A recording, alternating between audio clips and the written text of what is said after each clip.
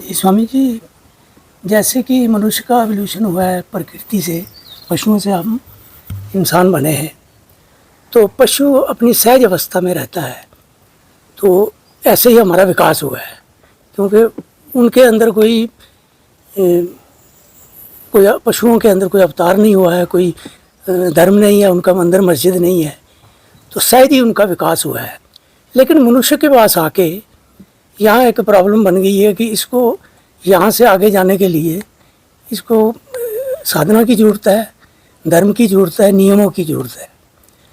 तो मेरा सवाल ये है कि अगर ये पशुओं से सहज अवस्था से यहाँ तक पहुँच गया है, तो यहाँ इसको क्या प्रॉब्लम आ गई है कि इसका विकास जो है यहाँ रुक गया है? क्योंकि हर प्राणी जो है, हर जो जीव है, उसकी स्पीशीज़ कम हो रही है, लेकिन मनुष्य बढ़ रहा है।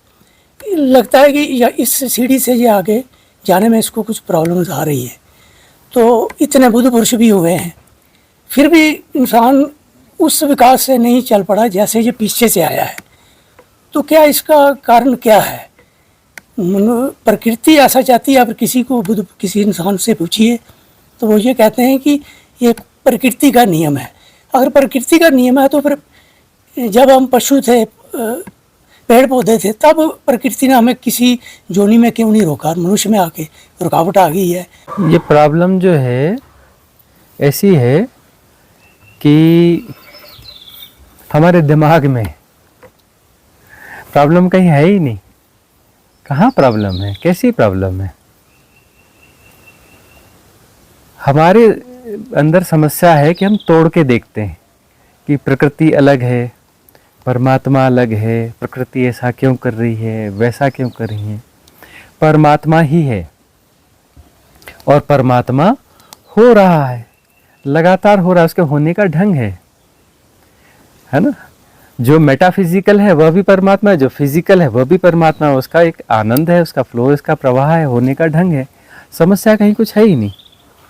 अब जो है इस भाषा के तरीके से देखें या तोड़ने वाले इस पैटर्न के तरीके से हम देखें, जैसा संसार सोचता है या धर्म की जो किताबें हैं या उस हिसाब से हम सोचें, या दार्शनिकता बोलें इसे, है ना, दार्शनिकता के हिसाब से हम इसे सोचें, फिलॉसफी, तो उस हिसाब से है कि प्रकृति है और प्रकृति अपने सहज विकास क्रम में है। यह हमने तोड़ दिया, हमने मान लिया कि परमात्मा अलग है, प्रकृति अलग है, तो वह सहज विकास क्रम में है। वह विकास क्रम क्या होगा? प्रकृति कहाँ जा रही है? परमात्मा होने की तरफ बढ़ रही है। मतलब प्रकृति में जो विलोम है, पत्थर है, मतलब वहाँ सेपरेशन है। फिर सेपरेशन को पूरा मानना पड़ेगा। एक बार तोड़ेंगे तो 1000 चीजें टूटेंगी। तो पत्थर जो है परमात्मा की राह पर है और वह जो है विकास क्रम चल रहा है। ठीक है ना, योनियाँ जिसे हम कहते हैं कि बहुत सारी योनियाँ हैं, तो विकास क्रम चल रहा है। अब वो जो है पत्थर विकसित हो रहा है, टूट रहा है, तरल हो रहा है ना, अपना जो है बालू हो रहा है, फिर उसमें अन्य तत्वों का सहयोग हो रहा है और वह शैवाल कवक हो रहा है। वह जो है फिर जलचर हो रहा है, थलचर हो रहा है, उभयचर हो रहा है, नभचर हो रहा है, मनुष्य हो रहा है। यहाँ तक सहज प्रवाह दिख रहा है। मनुष्य के बाद में सहज प्रवाह बाधित दिख रहा है। मनुष्य के बाद में सहज प्रवाह बाधित दिख रहा है। बाधित क्यों दिख रहा है? क्योंकि मनुष्य के साथ में फ्री विल है। समस्या नहीं है, फ्री विल है कि जो है इस सब में, इस सेपरेशन को जो है अब वह समझ पा रहा है। वहां सेपरेशन वहां भी था, लेकिन सेपरेशन पशु को समझ में नहीं आता, बहुत गहरे में नहीं समझ में आता। आंशिक तो समझ में आएगी। सेपरेशन को तो हर कोई जी रहा है किसी न किसी तल पे। पत्थर भी जी रहा है। वह जड़ हमें लगता है जड़ नहीं है, वह चेतन है, लेकिन कम चेतन है। तो सेपरेशन को कहीं ना कहीं वह किसी तल पे जी रहा है, लेकिन सेपरेशन को एक्सट्रीमली हम जीते हैं मनुष्य होकर के।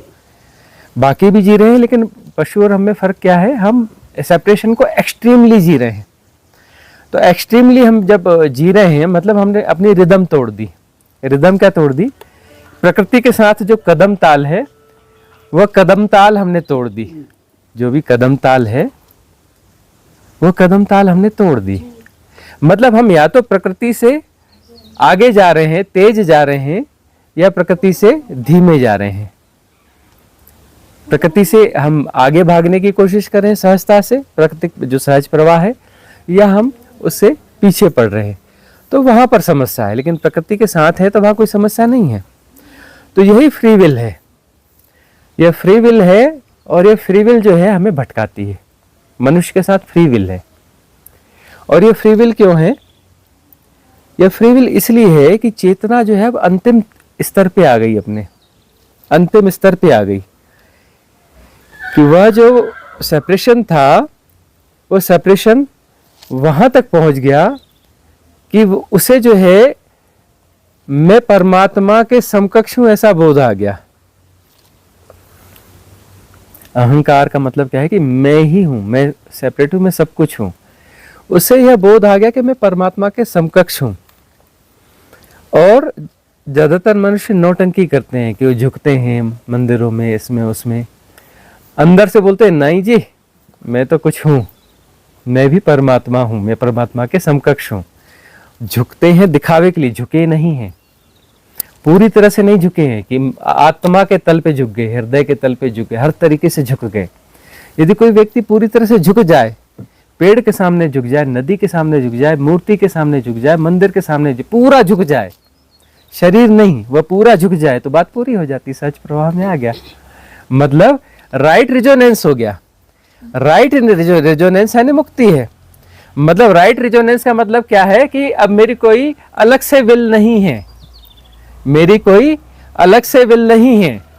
और फ्री विल का मतलब यह है कि मैं बोलता हूं नहीं जी मेरी अलग से विल है, मतलब मैं भी परमात्मा के समकक्ष हूं, मैं भी परमात्मा के समकक्ष हूं। फ्री विल का मतलब क्या हुआ? और सरेंडर का मतलब क्या हुआ? समर्पण का मतलब क्या हुआ? समर्पण का मतलब कि मैंने अपने आप को पूरी तरह से छोड़ दिया, मैं रहा ही नहीं, मैं बचा ही नहीं। तो मेरी कोई अलग से विल नहीं है।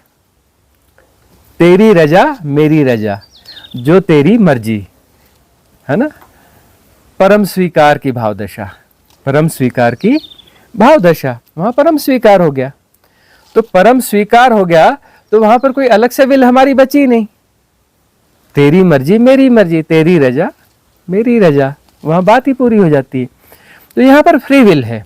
तो फ्री विल का मतलब यह है कि तेरी रजा के बगैर मेरी भी रजा है। तेरी रजा कुछ और है लेकिन मेरी रजा कुछ और है। अब वो आजकल शब्द चलता है क्या, डिवाइन प्लान, है ना, कि डिवाइन प्लान। डिवाइन प्लान का मतलब है कि उसकी रजा ऐसी है, लेकिन मैं कहता हूं नहीं जी नहीं, मेरी रजा ऐसी है, ऐसा होना चाहिए, वैसा होना चाहिए, यह होना चाहिए, यह सही है, यह गलत है।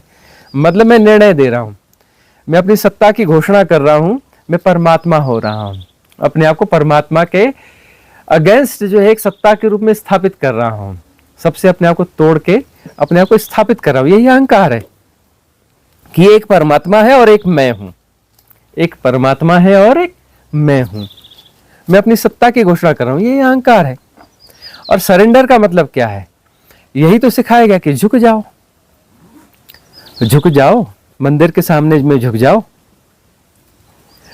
मूर्ति के सामने झुक जाओ, नदी के सामने झुक जाओ, पहाड़ के सामने झुक जाओ, पेड़ के सामने झुक जाओ, कहीं भी झुक जाओ, पूरी तरह से झुक जाओ, बात खत्म हो जाए। दूसरा बचा ही नहीं, दूसरा बचा ही नहीं तो फिर अलग से विल कहां से होगी? फिर प्रतिसंवेदन से जीते हैं। एक हो गई फ्री विल और एक होते हैं प्रतिसंवेदन। प्रतिसंवेदन आज फिर से नए रूप में अनफोल्ड हो रहा है। प्रतिसंवेदन मतलब क्या?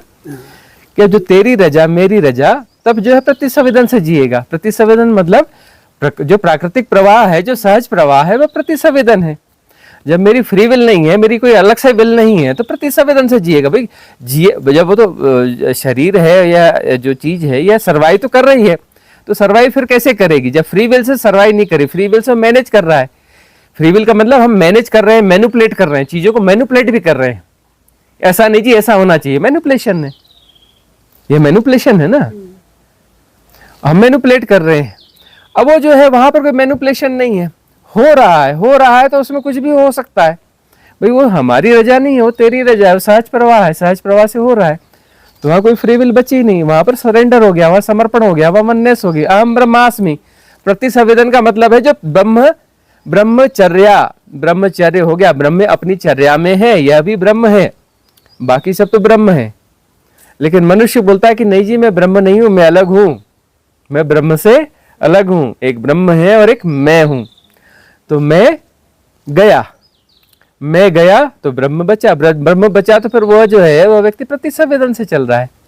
यह प्रतिसंवेदन का अर्थ हुआ। प्रतिसंवेदन है मतलब फ्री विल है नहीं, समस्या कुछ नहीं है। समस्या क्या है? Free will. फ्री विल का उपयोग करना समस्या है, फ्री विल का उपयोग नहीं करना, सरेंडर कर देना है समाधान है। जहां समाधान वहां समाधि, जहां समाधान वहां समाधि।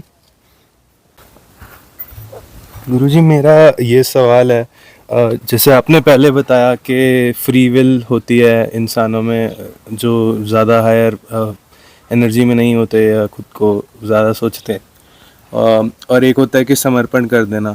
तो इंसान, मान लीजिए आज मैं अगर मंदिर में जाऊं और मैं भगवान से मानूं कि प्लीज़ मेरे को आप समर्पण करवा लीजिए और मेरे को जो समर्पण मांगा नहीं जाता, समर्पण होता है, हैपनिंग होती है। और एक्चुअली जो है ये जो गुरु वाली वो स्थिति। गुरुजी मेरा सवाल है कि मैं इस समय कैसे जानूं कि मैं फ्री विल को इस्तेमाल कर रहा हूं या मैं अभी समर्पण में हूं, क्योंकि भ्रम तो हो ही सकता है। नहीं, समर्पण अभी घटा नहीं है, समर्पण नहीं घटा। इसलिए जो है ना, जो गुरु वाली जो स्थिति रही है, तो जो है गुरु का काम क्या रहा है? गुरु का काम क्या रहा है? गुरु का काम क्या रहा है? गुरु जो है इस स्टेज पे आ जाता है। गुरु वह कौन होता है? गुरु वह होता है जो आपके अहंकार को तोड़ देता है, आपकी धारणाओं को तोड़ देता है, आपको कुछ देता नहीं, आपसे छीनते जाता है, खूब तोड़फोड़ करता है, आपकी वाट लगाता रहता है, आपकी ऐसी तैसी करता रहता है। गुरु का मतलब क्या है? जो आपकी रोज ऐसी तैसी करे, जो आपकी रोज वाट लगाए, जो आपकी धारणाओं को रोज तोड़ दे, आपको तोड़ फोड़ के मटिया मेट कर दे, है ना। तोड़ते जाता है, तोड़ते जाता है, तोड़ते जाता है, वह गुरु है। प्यार थोड़ा सा करता है दिखावे के लिए, बाद में देता है ठुकाई दनादन, वह होता है कौन? गुरु। प्यार तो दिखावे का होता है, भरमाने का होता है, बाद में देता है ठुकाई, आपकी सारी धारणाओं को, सारे व्यक्तित्व को तोड़ फोड़ देता है। वह तोड़ते जाता है, फिर रेजिस्ट करते हो, रेजिस्ट करते करते करते करते कैसे स्थिति में आप आ जाते हो कि फिर आप सरेंडर कर देते हो। तो गुरु चूंकि लाइव होता है, और सबसे ज्यादा कंफ्यूजन वहीं पैदा होते हैं, क्योंकि आदमी जैसा दिखता है, आदमी की सारी समस्याएं उसके साथ दिखती है, भूख प्यास ये वो, कुछ बोलता है फिर कुछ उल्टा भी कर देता है, अरे वो ऐसा बोला, ऐसा कर दिया, कि कौन सा गुरु हो गया, है ना। तो पूरा मनुष्य की तरह पूरा व्यवहार है, लेकिन फिर भी लगता है कि मनुष्य जैसा व्यवहार है, मनुष्य जैसा दिखता है, सारी गलतियां भी दिखती है, लेकिन तब भी मनुष्य से कुछ हटकर भी है, तब भी मनुष्य से कुछ हटकर भी है। मनुष्य जैसा बहुत कुछ है, लेकिन तब भी नहीं, मनुष्य से कुछ ऊपर उठकर भी है। कभी जो है वो परमात्मा जैसा दिखने लगता है, और कभी वो मनुष्य जैसा दिखने लगता है। तो जो है वह जो प्रैक्टिस है मंदिरों की, झुको इधर झुको, वही करवाएगा। जाओ झुको, यहाँ झुको, अरे पेड़ के सामने झुको। उसे मालूम है मेरे सामने अभी झुकेगा तो उसका अहंकार आड़े आ रहा है, वो बोलेगा अरे देवता है इसके सामने झुको, वो बोलेगा अरे नदी है इसके सामने झुको, ये पहाड़ है उसके सामने झुको, अरे सूर्य के सामने झुको, है ना, ये यहाँ के बड़े बड़े अच्छे देवता है इनके सामने झुको, ये फलाने भगवान है इनके सामने झुको, झुको झुको झुको झुको, झुकाएगा। अंततः जो है वो झुकते झुकते झुकते झुकते और तोड़फोड़ करते करते करते इस स्थिति में आएगा। गुरु के सामने भी नकली झुकते हैं लोग, असली नहीं, आधा अधूरा झुकते हैं, पूरा नहीं झुकते, पूरा नहीं झुकते, लेकिन वो झुकाता जाता है, सब जगह झुकाता है, झुकाते झुकाते झुकाते एक दिन वो पूरी तरह झुक जाता है, उसका सरेंडर घट जाता है, हैपनिंग हो जाती है, वहां हैपनिंग घटती है। और वहां जैसी हैपनिंग घट गई तो गुरु के साथ वो एक हो जाएगा। एक हो जाएगा मतलब वननेस में आ जाएगा, तब उसको ग्लिम्स मिलेगी, तब जो है उसको समाधि की झलक मिल जाएगी। और वो समाधि की झलक मिलेगी तो फिर वो रुकने वाला नहीं है, फिर उसका गुरु उसके दूसरे दरवाजे खोलना चालू करेगा। जा उस स्टेज पे आ जा, इस स्टेज पे ला देगा, फिर देखेगा कि इसमें क्या संभावना है, इसमें गुरु की संभावना है, तो उसको प्रमोट करके उसको भी उस स्टेज पे ले जाएगा जब तू भी बांट, तेरे से भी बटेगा। और ऐसा दिखता है कि इससे बटेगा नहीं तो उसको एक सहजता का रास्ता दिखा देता है कि जा भाई जिन जंगलों में रहो, यहाँ एकांतवास करो, यहाँ आनंद करो, यहाँ ऐसा करो, फिर आगे उसको उस प्रकार की राह दे देता है। तो इस प्रकार के सारे सिस्टम और गुरुकुल सिस्टम ये सब चलते रहे हैं, ऐसा विज्ञान चलता रहा है और बहुत बहुत सिस्टमेटिक इसका सब कुछ रहा है, इस प्रकार से चलता रहा है। लेकिन मंदिर वगैरह भी जो है ना, मंदिर में भी झुकाना पड़ता है। मंदिर बनाए इसलिए, सारी चीजें झुकने की जगह जगह बनाई गई कि झुको झुको झुको, कहीं भी सरेंडर हो जाए, सरेंडर घटना चाहिए। तो वहाँ जो है फ्री विल खत्म हो जाएगी, और जो तेरी रजा मेरी रजा यानी बात पूरी होगी। हम ब्रह्मास्मि, दो बचे ही नहीं तो फिर क्या, बात पूरी हो गई ना।